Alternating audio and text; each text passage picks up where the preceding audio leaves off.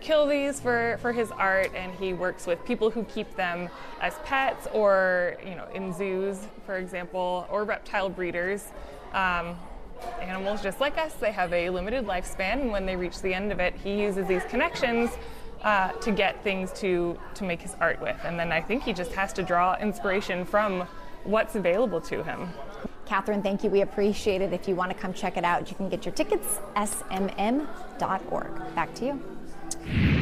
Shane, thank you. Everyone will be hoping to have a little luck of the Irish this weekend. St. Patrick's Day is tomorrow. And as always, the St. Paul area, the capital city, will be the place to be. The annual St. Patrick's Day parade begins at noon. It will start in Rice Park, make its way through downtown St. Paul, and then end at CHS Field for a post-parade party. And the ballpark Hooley, as it's called. The Vice President of Marketing for Visit St. Paul joined me earlier on the Fox 9 Morning News. She says St. Patrick's Day is always one of the biggest days of the year in the capital city. So awesome to have it back. The city fills up with people ready to have a good time.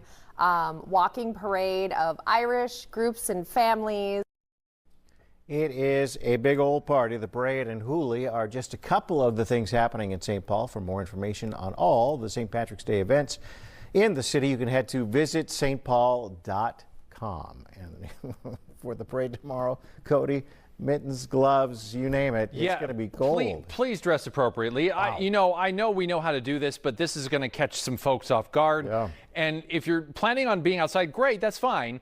But prepare for that parade like you would the Holodazzle parade. Like think of it as like Christmas, because it's going to be that cold tomorrow. Wind chills will be sub-zero in the morning and really not rise much through the day tomorrow. Could be the coldest St. Patrick's Day we've had in about 30 years. It's been a while. Meanwhile, we do have the snow out there in spots. It's mostly central and western Minnesota, parts of northern Minnesota as well. This is just northwest of Monticello, where we've started the transition. Notice roadways in decent shape overall, but there are certainly some slippery conditions across especially western Minnesota. Now, live look in St. Paul at CHS Field. It's all rain here in the Twin Cities for the time being. That transition will occur, but probably at least a couple of hours away. 37 is where we currently sit. Winds starting to shift out of the north-northwest, so we have fallen. In fact, today's high will be 45. That happened actually about 3 o'clock this morning and have been sliding since then. So we're down to 33 in St. Cloud. But heavy snow in St. Cloud, but it's 33. So there's a lot of things working against overall snow accumulation today. So while we will likely see some in most areas, it's just not going to be a lot, and it's going to be kind of this slushy concrete, so to speak. 34, some heavy snow in Wilmer, 34 in New Ulm, but kind of a rain-snow mix at the moment. 34, but rain in Cambridge. There's our 37 in the Twin Cities, some 40s off to the south and east. So there's the calm breezes right along the front, which continues to press south and eastward. But look at the gusty winds. These are sustained wind speeds, I mind you. 15 to 30 plus across the western half of the state at the moment, gusting higher than that. So it is dropping visibility. Like I mentioned, heavy snow, quarter-mile visibility right now in St. Cloud. Moderate to heavy snow from Hibbing to Brainerd to Alexandria, Morris, southward towards Marshall. So visibility struggling because of some of the gusty breezes.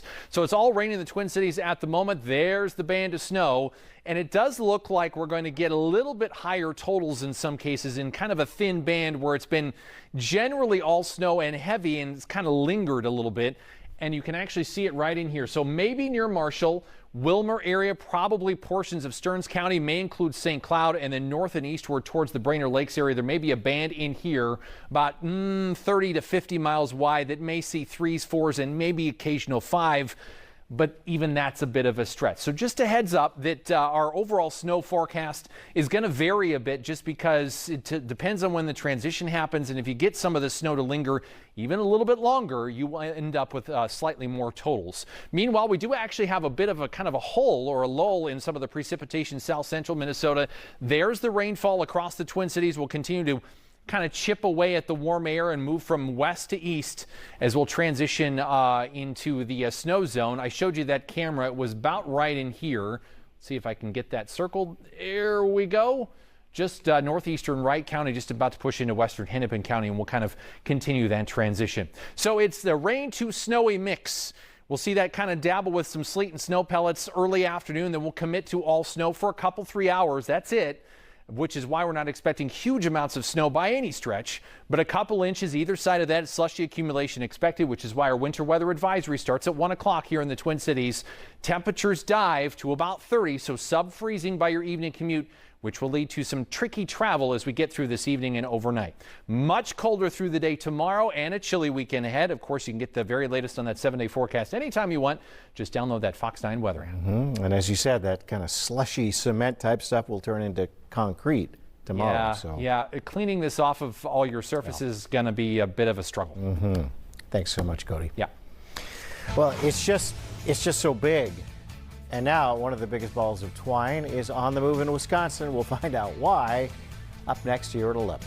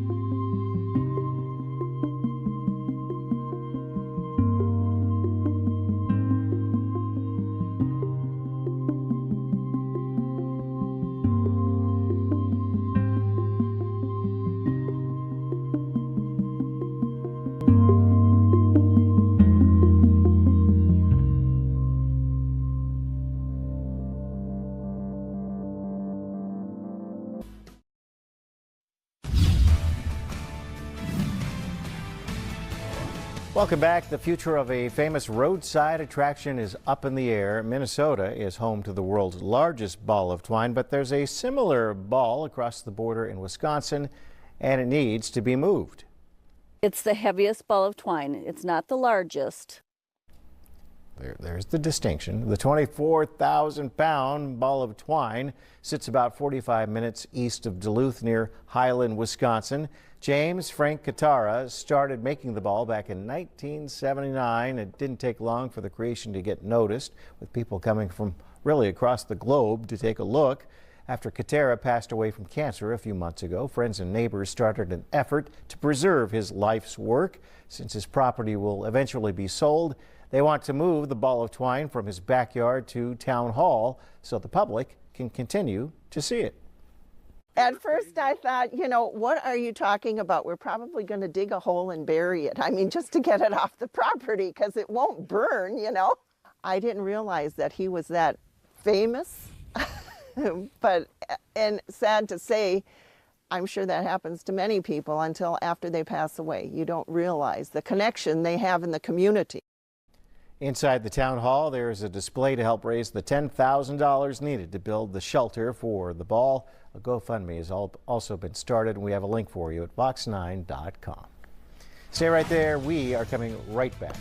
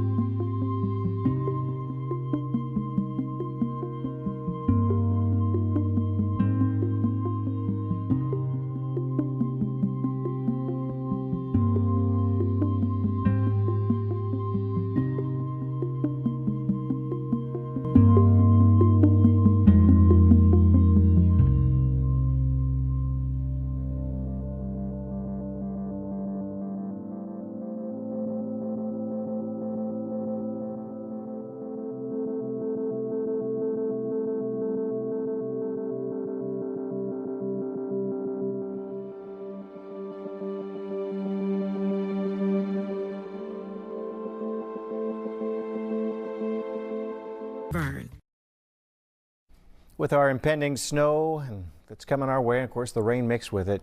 Stay up to date with everything.